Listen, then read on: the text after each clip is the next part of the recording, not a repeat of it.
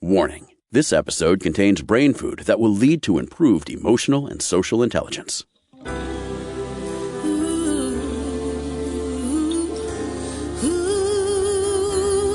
Give us 1 hour and we'll help you change the way you think about happiness.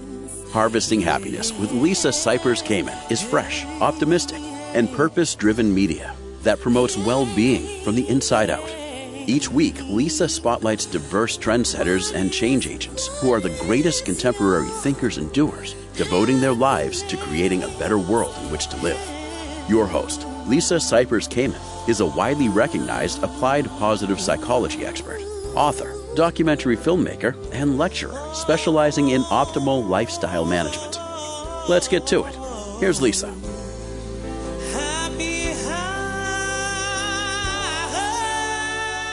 Good morning, good afternoon, and good evening, wherever you are. Thanks for joining us on today's show, where you will learn about restoring the health and power of your true self, how to let go of the past so you can start thriving today.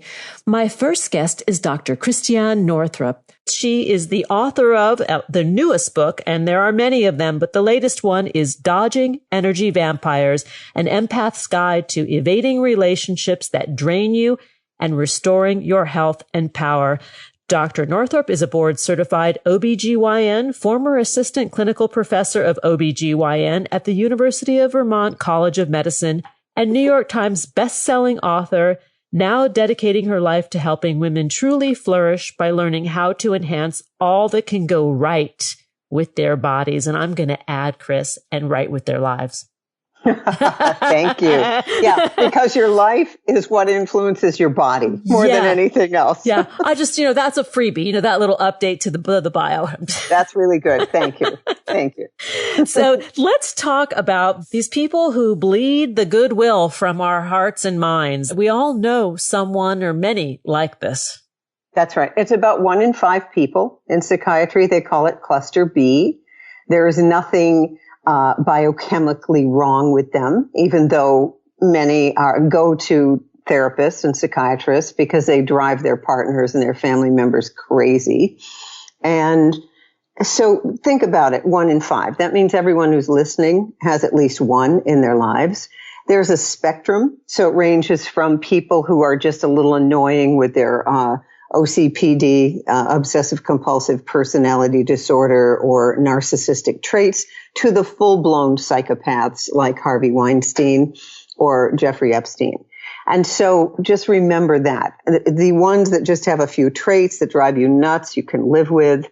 The main thing is, for those of us who are empathic by nature, which is everyone listening to your show, we keep thinking that there's something wrong with us because what they're good at is getting your energy. Their lives are, they're just good at, it's kind of talk about me good, talk about me bad, just talk about me. They'll do whatever it takes to get attention placed on them. Attention is known in the trade as narcissistic supply.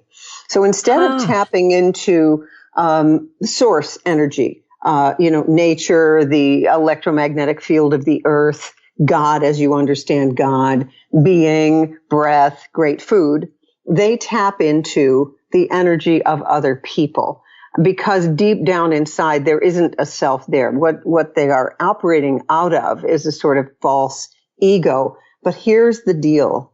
You can't help them. They have to want to help themselves. And this is where many healers and empaths get tripped up because what they're really good at, they have what I call malignant intuition. They know exactly what you and your little wounded child inside have always longed to hear. And so they string you along and you look into their eyes and you think, oh my God, they get me. They get me. And you can't take your eyes off them. They're often very, very charismatic, very good looking. Their energy, they live on drama. So they're often in the beginning very fun, very fun. I had a friend like this and she'd always say whenever I came back from anything, she'd say, you won't believe what happened. Whoa, I've got the dish on whatever. And that was a long friendship until I finally woke up. And then my business associate, Diane, and I would look at each other after about a year without this drama. And we would say, oh my God, isn't this peace unbelievable? I mean, we just like, whoa, room tone, there's peace. There's nobody stirring things up constantly. So just remember, they're not here to get better. And when an empath thinks they can help them, that is the kiss of death. And for men, by the way, I see so many great men who believe that they can save these women. And then they end up, the image that always comes to me is dried up husks on the side of the road. Because what happens is once you're onto them, once you see how it works, where they're constantly getting you off balance to get your energy, once you see how it works and you end it, they are on to someone else, I swear to you, in 15 minutes. And that can be after a 25-year marriage where you're devastated because you think, didn't this person ever really love me? And unfortunately, the sobering answer to that is no, because they don't know what love is. Or they love to the best of their capability, which is pretty small. Yes, because to them, love is second chakra, love. It's sex, it's attention, it's money, it's material goods. It's how good you can make them look. I have a friend who was married to one for about 18 years, and she finally got out of that relationship. And she said, oh my God, I'm now with a man who can stand on his own 2 feet. It was so exhausting trying to make my husband look better than he was. Yeah. Or always making excuses for him. Now, remember, there are people out there who have sons and daughters who are energy vampires. There are those with mothers and fathers. There are those with sisters and brothers. There are many spouses, but there's always someone. It's kind of the daughter-in-law who won't let you see your grandchildren because she's just going to put that's common. That's common. Because she's so jealous of anyone else having any attention because they really believe in the zero-sum model. There's only so much to go around. And if I am not getting all the attention, then there's not going to be enough. And we could say, how do they get that way? I have to, I hate to drop it to you folks, but some are just born that way. And that's incredibly important to know because here's the belief, what George Simon in his book, In Sheep's Clothing, points out. He said, where we get hooked is the belief that only hurt people hurt people. In other words, they've been hurt in childhood, and that's why they act like they do. It's important for all of us to remember that the vast majority of people who were hurt in childhood do not take it out on others. They do not. This is a sobering thought. I mean, what about our own choice in the relationships that we engage to, that somebody who will love a narcissist or who will love an energy vampire, we are attracted to them because they are exciting or whatever the case may be. And once we sober up with that, now what? Bingo. That's the whole key. Right? Is to realize get over that addiction because it is kind of a little addictive. No, it's very addictive because they're so exciting. They're so exciting. And because they never quite go away. I mean, 20 years after they've last seen you, they'll send you a cheeky little seductive text. It's amazing. So what you have to do, the very best way to do it is cold turkey. Like the minute you know what you're dealing with, because they do not change, you do no contact. That is the only way. Now, if you're addicted to one in a sexual relationship, what often happens is it takes 2 years to get over, for a woman in particular, 2 years to get over that addiction. Once you've let the guy in, once you've let him in. And by the way, that would apply to lesbian couples, gay couples. Once you've let that person into your body, there's a sort of a thing that happens in the brain, and it's very hard. It's harder to get over that than crack cocaine. So you want to just, no contact. And the way you stay out of it, if you're in a new relationship. So, because I have in my community people who say, oh my God, I thought that I had healed this, but the next person I dated was exactly the same. Or men will say, the next woman I dated was exactly the same. And I look at the pictures of the last 4 women I've been with. They're all identical. They're identical. Okay, so let's look at it this way. Okay, you look in the mirror and you say, okay, who's got the problem? Me. What you want to do. Common denominator. Yeah, common denominator. Who was there? Every time this happened, who was there? Oh, the person looking in the mirror. So that's where your power is. So you begin to realize they are attracted to you because of your light. You don't believe you have the light. You think you need someone to tell you. You think you're not whole. And many empaths are born with an inferior ego. We look for things to improve about ourselves to feel good. So therefore, we're addicted to self-improvement. And an energy vampire they'll love bomb you, but they'll also tell you the things that aren't right. So you keep trying to make it better about yourself instead of to be human. So once you see those tendencies in yourself, then you need to have a team. I have a team of 2 women who are very close to me. And many of us have what are called super traits of dependability, hardworking, loyalty. So the very kind of person who attracts these often is very good at every other area of their lives. So you often hear, I don't understand how such a good guy could constantly attract the wrong woman, or vice versa. I don't understand how such a good woman, she's so good, she runs a Fortune 500 company. Why are her relationships always like this? Well, what it is that we tend to attract fixer-uppers because we're so good at it and we fall in love with their potential. So you've got to remember, there was some sportscaster who said, potential means you ain't done shit yet. So I think that's really important to understand your ability to see someone's potential. That is a super trait. It's a strength. But you can't spend 30 years waiting for, Ann Wilson Schaaf called it the process of the promise. And what happens is every time you get ready to leave, they throw you a crumb. They throw you a bone. They throw you another hook. Oh my God, thank God you're here for me. No one else could heal me. By the way, in a medical practice, 25 to 30% of the people are narcissistic energy vampires. They don't really want to get better. They want your energy. So they use the medical system for this. So, we're not just talking about intimate family relationships. We're also talking about business relationships. I had a colleague who worked in a Waldorf school. So imagine a Waldorf school. Everyone is there because of the work of Waldorf. A very touchy-feely place, touchy-feely, very empathic place.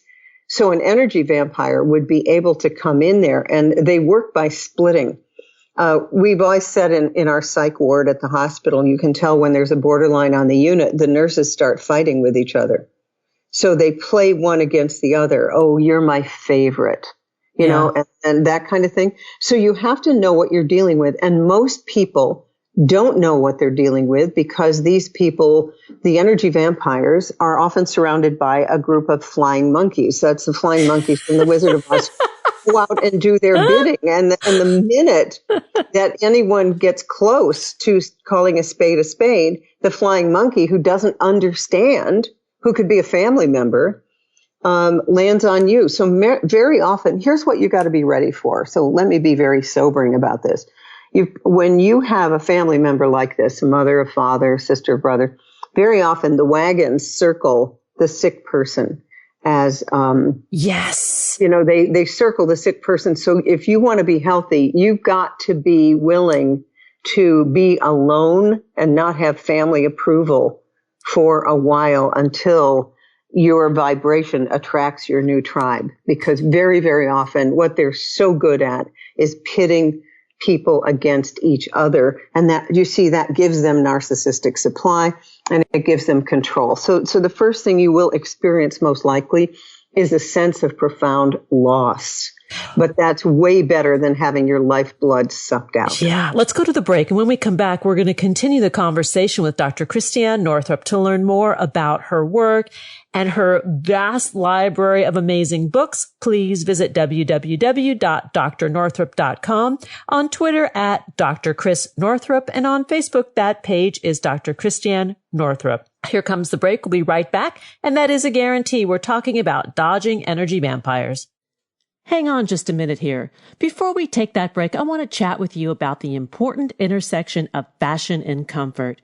As a busy, style-conscious professional, I always want to look my best, whether I'm meeting with clients, running errands, or on the road traveling. And that's why today's episode sponsor, Beta Brand, hits that mark spot on with dress pant yoga pants. I'm a huge fan of Beta Brand's designer bottoms that come in dozens of styles and colors. These pants are super comfy, perfectly stretchy, and stay wrinkle-free. And the best part is they perform well and make my backside look great. I've got several pairs of these dream boats. Dress pant yoga pants have all the style of traditional dress pants, plus all the flexibility and comfort of your favorite yoga wear. Whatever your style, Beta Brand has pants to match. Dress pant yoga pants come in boot cut, straight leg, skinny cropped, and more. And right now, our listeners can get 20% off their first order when you go to betabrand.com/happiness. That's 20% off your first order at betabrand.com/happiness. Millions of women agree that these are the most comfortable pants you'll ever wear to work. Go to betabrand.com/happiness for 20% off. Now here comes the break. We'll be right back, and that is a guarantee.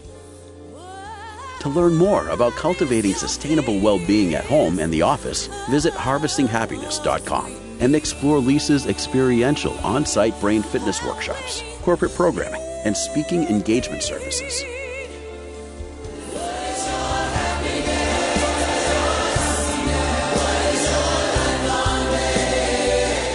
And we are back, talking about restoring the health and power of your true self, how to let go of the past so you can start thriving today. Let's return to the conversation with my guest, Dr. Christiane Northrup. So, Chris, in the last segment, we were talking a little bit about how to put oneself in relationship rehab with these characters and stopping the insanity. Oh, yeah. So a couple things you notice. Here's another one. You're with someone and suddenly you feel like you're going to fall asleep. Like you literally have to start digging your nails into your palms to not fall asleep. And that means that they have a cord in you and they are sucking. And you probably won't even notice if this is what you've grown up with. Yeah. All right. If you've grown up this is normal, you see. And that's why this can be so insidious and so hard to heal, and why so many people go through, 18, 20, 30, 35 years in a relationship without realizing what they're dealing with. Now, when you realize it, you have to have a couple of friends who you can bounce off of. And I would say to you, anyone listening, if you know someone where this happened and you got out of the relationship, you can always tell that you're healing because, let's say, the first one lasts 30 years. The second one, you woke up in 12 years. The third one, it only took you 5 years. The fourth one, it only took you 2. And then eventually you get to the point where you can see them coming. But most of us with super traits literally have congenital blindness for these people. We really believe the best in everyone. We believe that everyone comes from love. This is not true, but it's a very hard lesson to learn. So you have to have a couple people who are truth tellers who will say to you, hey, don't get involved. And then you'll start to make excuses for the person. That's what we always do. Oh, they're really good. They're really good at heart. Yeah. You don't really understand. And then you start in with, well, their dog died when they were 2, that kind of thing. And that's why they treat me so shitty. But they're really a good person. You could say, yeah, in the spirit world, after they die, they'll be a very good person. And you'll see that they came down to help you with your self-esteem. Hi, I'm going to wear the black hat, you wear the white hat, and I'll help you grow spiritually. But that means you got to grow spiritually. So let me give you another couple tactics. Let's say you're not in an intimate relationship, but you're going to go to a family holiday dinner or a birthday party, and you know who it is. So yes, we all know who that is. That's right. So what you do is couple tactics that work beautifully. Or a friend calls you and only calls you when they want something. This is standard. And then a little tiny part of you goes, oh God, they like me. They haven't forgotten me. No, of course they know that you're a sucker, and you'll help them move on a Saturday when you had other plans. Okay. So just know that. So you got to first learn how to say no. And you'll always know that you're on the right track when you feel guilty for saying no. So don't say no. Say, you know what? I got to think about it. Let me get back to you. You got to stop the train. Let me think about it. Let me get back to you. So that's the first thing when you're asked to do something that in your gut doesn't feel right, but you haven't exactly made a superhighway out of the gut frontal lobe connection. 2, let's say that they ask you something. Here's another good way. They will never go toward you if you have a problem. So do broken wing. Oh God, I'm not feeling well.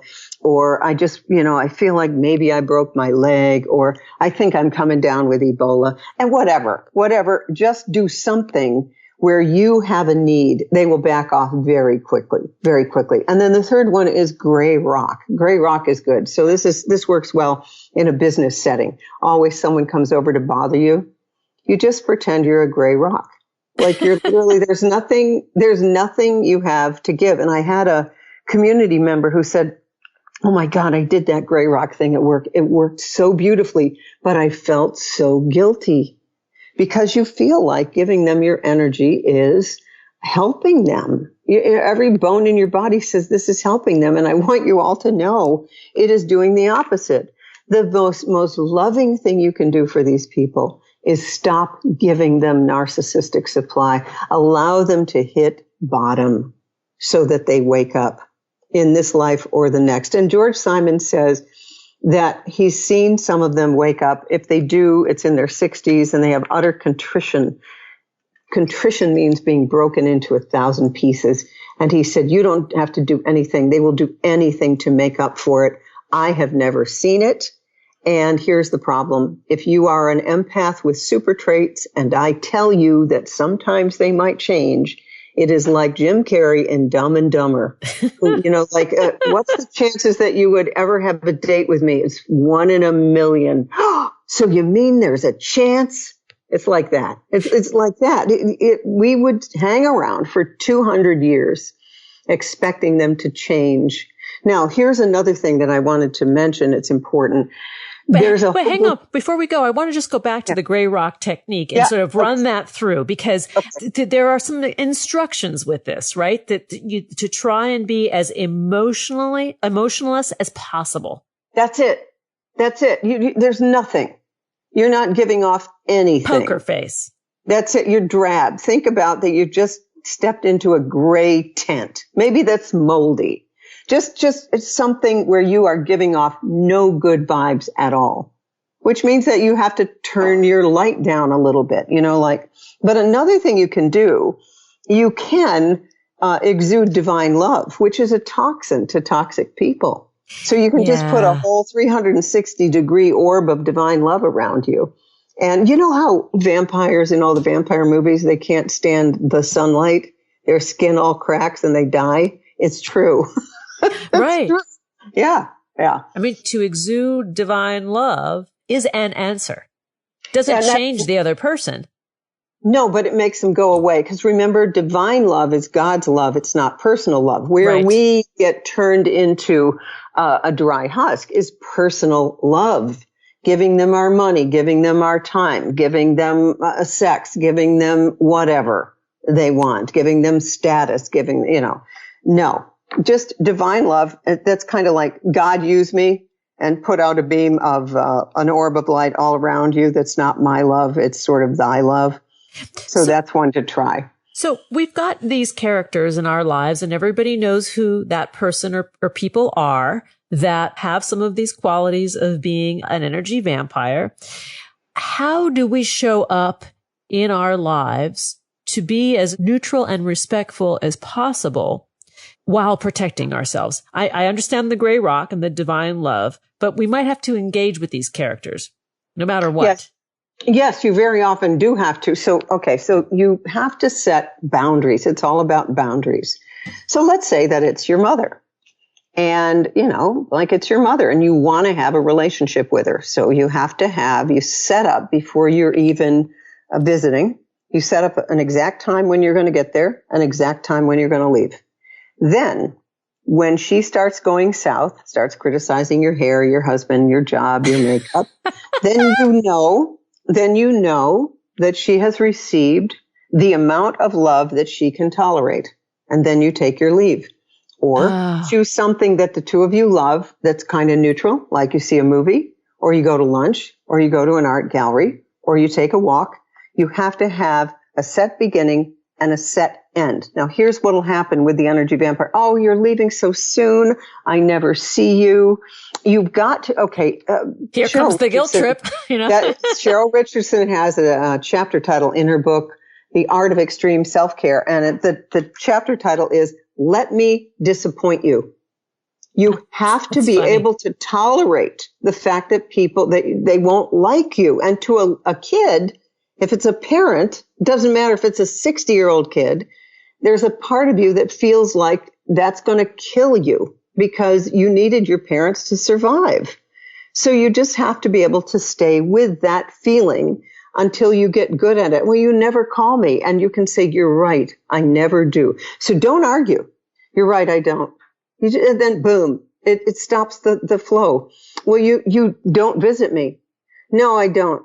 You just say that. Wow. And there's nothing they can do. No, you're right. You're right. Stop arguing because the arguing keeps giving them the narcissistic supply. You see, it keeps it going. The fierce honesty. You know, there's no comeback from that. None. No, you're right. You're right. And then they poke, well, why? Mm-hmm. Now you just say, nope, I don't know why. I don't know why.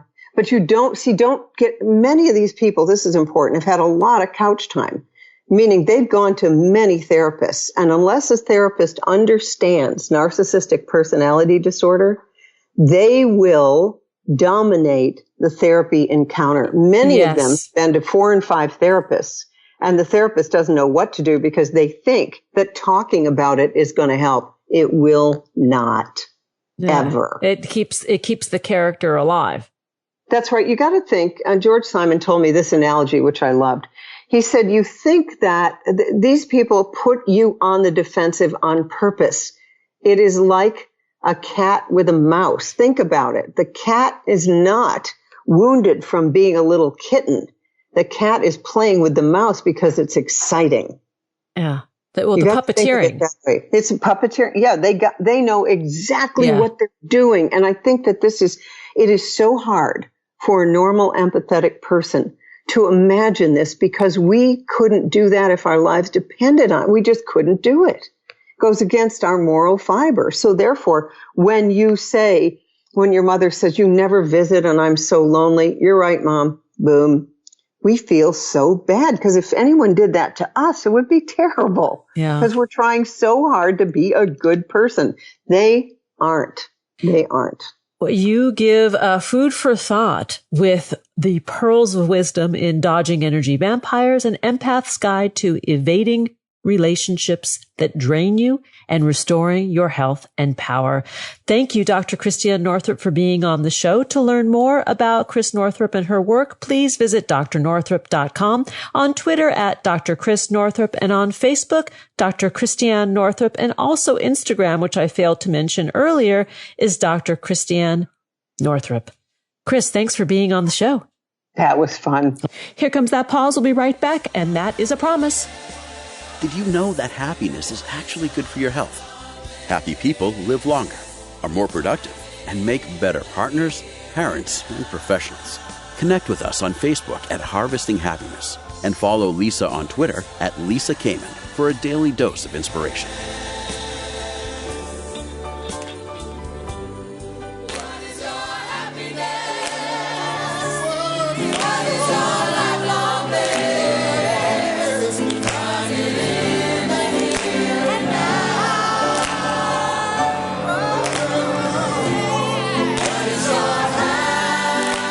Welcome back to the show. We're continuing our conversation about restoring the health and power of your true self, how to let go of the past so you can start thriving today. My next guest is Renee Linnell. My guest today, Renee Linnell, is a serial entrepreneur who has founded and co-founded 5 companies and has an executive master's in business administration from New York University. Currently, she is working on starting a publishing company to give people from diverse walks of life an opportunity to tell their stories. She divides her time between Colorado and Southern California, and she is the author of The Burn Zone, a memoir. And I'm really delighted to have a conversation with Renee because she's a spiritual warrior of sorts. Renee, thanks for joining us on the show. Amy. Renee, the book that you've written, The Burn Zone, is a memoir, and it takes you on the path of seeking the truth, your truth. And I'd love for you to talk a little bit about that journey. The journey for me started when I was young because most of my family died before I turned 15. And then my father died on Thanksgiving Day when I was 15 and left me with an alcoholic, abusive mother. And so I just thought there has to be more to life than what I'm learning in school and in church. I was raised Catholic. And so I went on this quest and I read all these different books and I ended up traveling around the world, 50 countries by the time I was in my early 30s. And I ended up with this dream life as a professional Argentine tango dancer and a surf model, but I was really unhappy inside. I had this deep soul sickness and nobody was really out there talking about people that, quote, have everything, but are still so sad and empty inside. So I thought I was the only one. Yeah. And when I was 33, I walked into a tantric Buddhist meditation seminar. And that's how the book opens. But I truly meditated for the first time. And my mind exploded into peace and white light and stillness. And I thought, I'm home. I don't care who this woman is. I don't care what she says. I'm sticking around. This is what I've been searching for. Wow. Well, that's quite a story in terms of your early life and loss.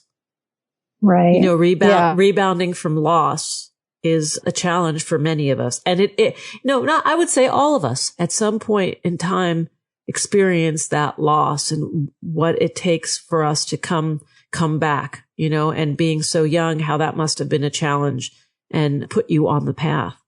Well, and I think I think that's the beautiful thing about life shattering us is it softens us and opens us and makes us much more available to any other paradigm of the world that will bring us peace and joy. So that's beautiful. But the unfortunate thing is because we're so open and willing to listen to anyone that has a way of living that brings peace and joy, I think we can be very vulnerable to narcissists who pose as spiritual teachers. Talk a little bit about that part of your journey, believing or wanting to believe that this person had the keys to inner peace, contentment, and joy, and then slowly seeing the truth for who this person is and how your discernment took you out of that. Well, my teacher was a female, which I think really made me have my guard down even more. I was desperate for a mother figure and a mentor and a guide, and she just seemed like exactly what I was looking for. And what she taught was that because we live in the West and we spend so much time at work, we need to use our work as our spiritual path. So we sharpen our minds through meditation in the morning and in the evening. And then we bring the best of ourselves to every moment at our career, which causes us to get promoted, make more money, create a life where we can meditate better, and then give back to the world through philanthropy. So right off the bat, it sounded perfect to me. And I realize now that all toxic relationships are the same. They start with romance. And if you go on a first date and somebody hits you or verbally abuses you, you don't go on a second date, but they start with making you feel seen and heard and loved and cherished. And they build you up. And then the abuse comes slowly over time. Yeah. And so that's what happened in this group. And the idea, though, that one could marry spirituality and business, and I dare say even capitalism, right? That money was not a shameful thing, but a vehicle that could be used for the greater good, I would think is appealing, right? It's very appealing because, again, I was raised Catholic and that didn't work for me. And then when I was studying other religions, they all seemed kind of damning and there was a lot of sin and that I just thought, okay, I love being alive and I love being in a human body. And I was kind of a bad girl, rebellious. drag racing my Mustang and diving off the stage at punk rock concerts and sleeping with, any cute boy that crossed my path as I was traveling the world surfing. And, but yet I felt this innate love for God, even though I wasn't even sure what God was. And I actually resisted the term. And so when this woman came along and said that I could live in the world and I could have a great career and I could make a lot of money and I could enjoy the pleasures of the body, and yet I could still be spiritual, I thought, okay, this sounds like something I can actually do. I'm not going to fail at this. I can do this and I can do this well. Which is true, actually. I mean, I agree with that it is possible to have that. Well, and I think honestly, that of course it would make sense, right? When you're aligned with source and you're tapped into who you truly are and you're following your own divine path, that of course you would be thriving, so that anything that you touch in life would kind of turn into gold. And I do notice I didn't throw the baby out with the bathwater. I did keep a lot of what I learned from this group, and it did change my life in a very positive way once I undid the brain washing and the suicidal tendencies and build my life back together. Wow. Suicidal tendencies. What happened there? Well, this group, I was with them for 7 years, and the plot thickens because there was a male spiritual teacher as well. And I don't want to give the whole book away because I've been told it's a page turner. But I'm very extreme. So I got very close to the teachers, and my whole life, and this is what happens, slowly but surely, your whole life becomes the group, and then the group think kicks in, and they, because it was tantric Buddhist mysticism, which means you live in the world and everything is your spiritual path.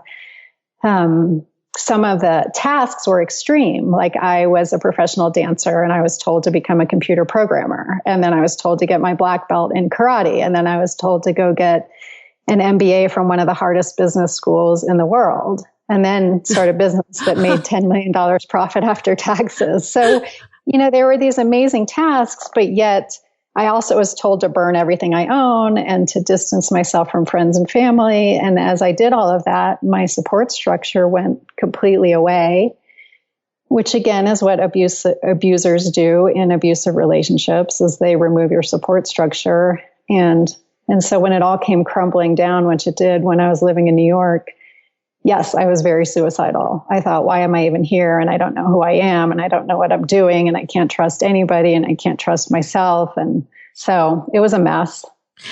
And what would you say was the turning point when you realized, without giving anything away, without being the spoiler alert here, when the life that you had been living was no longer really serving your highest good and something had to change? There needed to be a break or a disruption. Everything fell apart. I ended up being slandered in the New York tabloids, which was awful at the time, but it's actually quite funny now.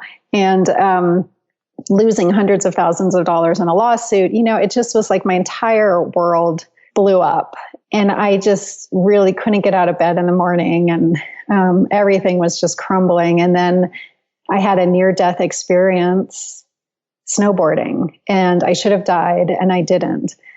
And when I didn't die, everything shifted within an hour. I thought, I don't want to be in New York anymore. I don't want to be doing anything that I'm doing. I don't want to be dating who I'm dating. I just want to move to Colorado and write. Wow. Yeah. Wow. I mean, wow, in a good way. Like that is an incredible turn of events. It is. Yeah. Adversity is the mother of invention, right? Sometimes we need to go there in order to get where we need to be. Well, and I realize we're so taken care of. It's like when we're so completely on the wrong path for what our soul really truly wants, life comes along and smashes the crap out of us. And if we pay attention to it and we surrender and really shatter, then when we build the pieces back, we can build the authentic pieces. I just was so shattered by life that I thought, I have no energy left to be what the world needs me to be or what I think the world needs me to be. And I can only do what brings me joy. And then miracle of all miracles, as I started to only do what brought me joy, I found my true path. And that was when you went to Colorado and began to write. Yes. And what was that like?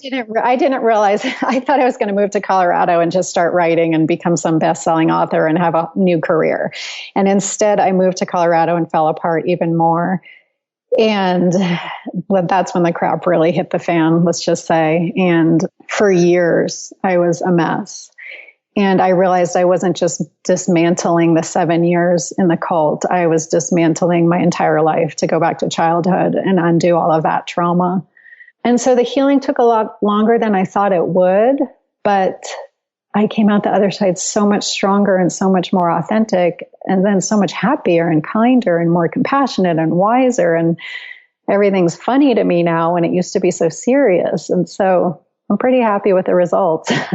We're going to take a break. And when we come back, I want to talk with Renee about her next project, which she'll maybe tell us a little bit about, but also about the company that you're starting, the publishing company, to help others tell their stories. So much of who we are, this storytelling is essential to our well-being and our ability to connect with one another. But let's go to the break first. To learn more about Renee Linnell and her book, The Burn Zone, a Memoir, please visit ReneeLinnell.com. On Twitter, she's at Renee_Linnell. On Facebook, Renee Linnell Author. And on Instagram, Renee.Linnell. Here comes the break. We'll be right back, and that is a promise. Who says money can't buy happiness? Whether you are a skeptic or seeker, check out Lisa's new book. Are we happy yet? 8 Keys to Unlocking a Joyful Life. A boot camp manual for greater emotional fitness is available at Barnes & Noble, Amazon, IndieBound, and HarvestingHappiness.com. Here's a truth bomb. Emotions are contagious, and happiness is a universally desired state. But we tend to forget that we all have the freedom to be happy or the liberty to be miserable each day, regardless of external circumstances. Explore the journey of human happiness, how to find it and keep it, with Lisa's documentary film, H Factor. Where is your heart? Visit HarvestingHappiness.com to learn more.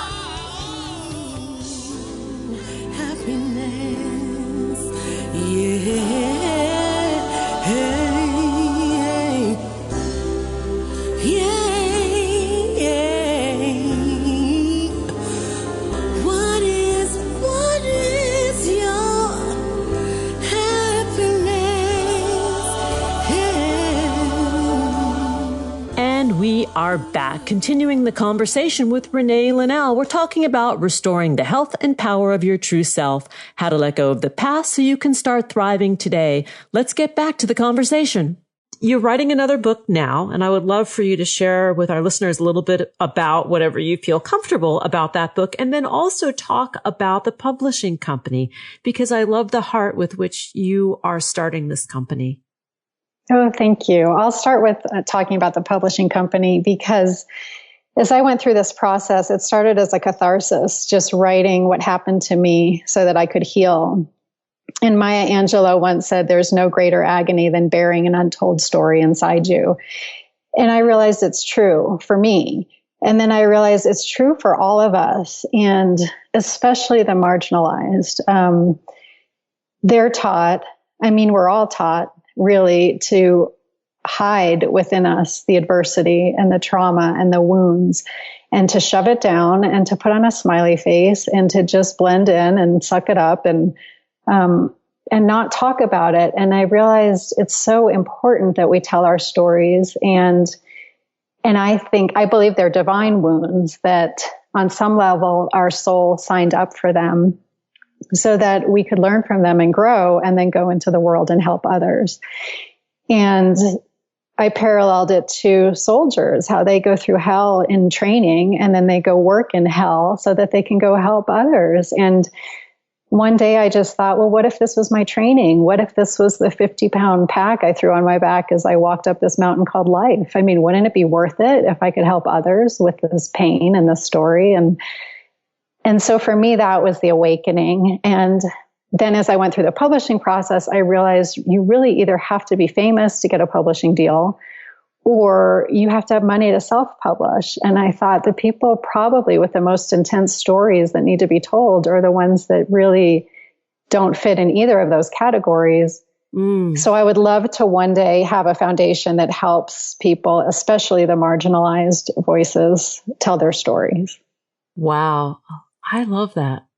Imagine that you are somebody who has gone through something traumatic and has found your inner strength, as we all must do when we rise above adversity. And the telling of the story is the salve that heals, right? And if you don't have the resources to use that as a vehicle, there's a missed opportunity. It's true. And so I didn't realize how much time and energy and money would need to go into promoting my own story. So this is now on the back burner, and I do see it as a charitable foundation at some point, but it is something that I dream about doing. And then meanwhile, I am writing my second book now, which is a follow-up to The Burn Zone, and it picks up where The Burn Zone left off. And I realized that the first book, The Burn Zone, is about what happens when you don't listen to your inner guidance. And the second book is about what happens when we do, and all of the magic and miracles that come into play when we get on our true path and listen to our own inner guidance. And why is that such a challenge for so many of us, to listen to the inner guide, that we somehow doubt that the voice inside really does know the way? Is it because we spend so much time with that negative chatter, that self-talk that undermines our well-being, that we're afraid to listen to that powerful voice when it rises? I think, unfortunately, we're trained to not listen to it as children. I think as children, we come in so perfectly equipped to walk through this world with a wide open heart, optimistic, believing in magic and miracles, and knowing what brings us joy. And then, unfortunately, the adults around us, as we start to say, yes, I want to do this, and no, I don't want to do that, or even something as simple as, I don't want to go hug Uncle so-and-so because it doesn't feel good to me. The adults around say, no, you have to go hug so-and-so, or you have to do this. You can't, if you're a boy, you can't wear a dress. You have to wear pants. I mean, and so we get trained that in order to be good girls and boys, and in order to not be abandoned, which means death, we ignore our inner guidance. Yeah. Isn't that the ultimate fear of that we will be abandoned, that we will be left alone, unsupported, and without resources? Yes, and we're born to love, and we love to love, and we want so desperately to be loved in return. And as children, we're willing to change ourselves and betray ourselves in any way we need to in order to be loved. What would you say has been the top 3 gifts of your story that has unfolded through writing the book, The Burn Zone? Gifts for myself, or gifts for readers? No, gifts for yourself, that your own gifts that you've received. Oh gosh, there's so many. The number one would be liberation. It's funny because everything I went after trying to become enlightened and a saint, by burning everything I owned and, just destroying my life, I realized when I was so broken, that me just being me is so easy, and me just being me brings me incredible joy. And that I'm flawed and I'm human and I'm not perfect, but yet when I bring the best of myself in every moment out into the world, I can be a saint. I can leave a bigger tip, and I can be nicer in traffic, and I can open doors for people and that are struggling with packages, and I can be kind to someone who's being rude. And so as I went through writing the story, I thought, oh my gosh, me just being me is a happy me, and a happy me is a kind me, and a kind me is actually a saint-like version of me.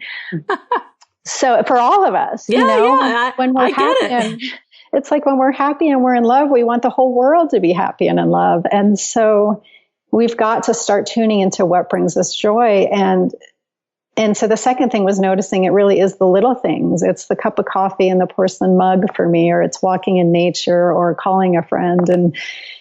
And because I was suicidal and I was going to leave the world, one day I thought, well, if I'm going to leave, what would I miss? And I was like, I would miss those little things. And I said, well, why don't you spend tomorrow just doing those little things? And then suddenly I wanted to stay another day.